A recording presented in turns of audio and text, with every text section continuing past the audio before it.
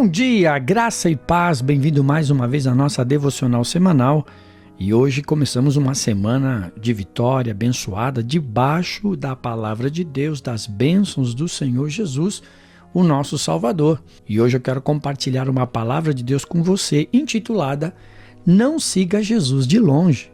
E o texto bíblico que eu quero usar com você é Lucas capítulo 22, versículo 54, que diz: Então, prendendo-o, o levaram e puseram em casa ou na casa do sumo sacerdote, e Pedro seguia-o de longe.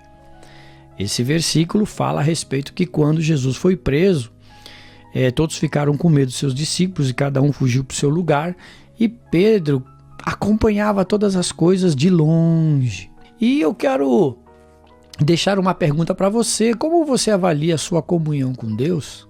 Qual é o termômetro, digamos assim, que você usa? O texto que lemos aborda uma fase difícil na vida do apóstolo Pedro. Ele já tinha vivido momentos bons, como quando foi escolhido como discípulo, quando realizou milagres em nome de Jesus e quando andou sobre as águas para encontrar com Jesus. No entanto, neste momento retratado, Pedro estava seguindo Jesus à distância. Para um cristão, seguir Jesus de longe significa perder a comunhão com Deus e, consequentemente, abandonar a leitura da Bíblia, a oração, a participação nos cultos e nos trabalhos da igreja. Hoje será um momento de reflexão sobre como podemos nos aproximar mais de Deus em nossa jornada espiritual sem nunca nos distanciarmos de Jesus. Então, nesta manhã, eu quero compartilhar com você 3 consequências quando um cristão segue Jesus de longe. A maioria já sabe, mas eu gosto de compartilhar com você a palavra de Deus. E isso aconteceu comigo. Uma vez eu fiquei afastado de Jesus, mas pela misericórdia dele, eu querendo reconciliar-me com ele, voltei aos caminhos do Senhor. E vamos analisar, e a primeira consequência, a pessoa, ele se torna um morno espiritual. Em Apocalipse, capítulo 3, versículo 15 até o versículo 17, diz assim: Eu conheço as tuas obras, que nem és frio nem quente. Quem dera fosses frio ou quente. Assim, porque és morno, e nem és frio nem quente, vomitar-te-ei da minha boca. É uma palavra forte, E o versículo 17 é mais forte ainda. Porque dizem, rico sou, e eu estou enriquecido, de nada tenho falta. E não sabes que és miserável, pobre, cego e nu. Uau, é forte. Quando um cristão segue Jesus de longe, ele vai se distanciando de Deus sem perceber. Tudo começa com esfriamento na fé. Deixamos de lado as coisas espirituais. Depois, ele perde o prazer pela comunhão com Deus, não passamos mais tempo a sós com ele. E quando ele vai dar conta, já está se assentando na roda dos escarnecedores como Pedro. Em Lucas 22, 54, que acabamos de ler no início dessa devocional, sabemos o que aconteceu.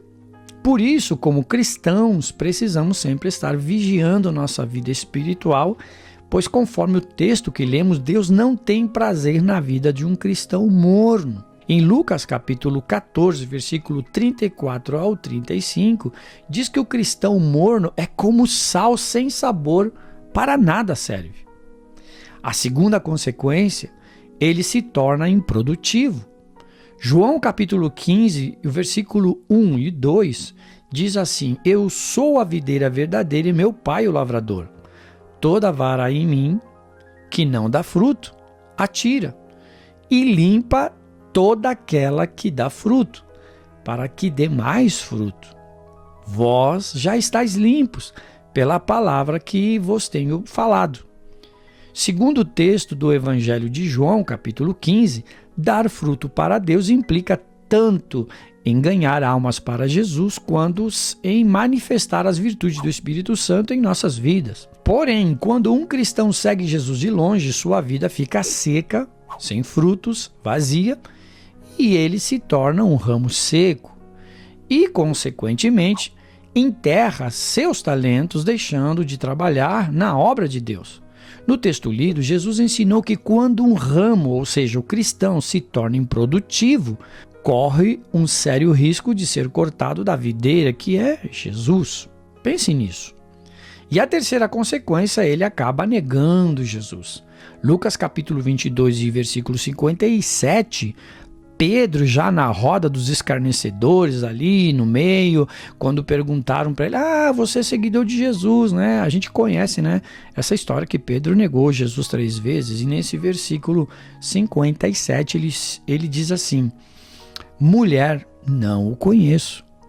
O cristão que segue Jesus de longe, inevitavelmente chegará um momento em que o negará, quer seja por palavras ou pelo seu comportamento, adotando atitudes de pessoas que não conhecem a Deus. Sem dizer que quando o cristão segue Jesus de longe, passa a ter a vergonha de Cristo, de levar uma Bíblia na mão, chegando até ao ponto de não se identificar como cristão. É muito oportuno lembrar que a palavra nos adverte que aquele que se envergonhar de Jesus nesta vida, também será envergonhado por ele na vida eterna. Isso está escrito em Marcos capítulo 8, versículo 38. A conclusão que podemos chegar é simples: ninguém se afasta de Jesus da noite para o dia. Isso acontece lentamente. Começamos a segui-lo de longe e quando nos damos de conta, já o perdemos de vista. Por isso, vamos fazer um propósito de andar sempre juntinho com Jesus.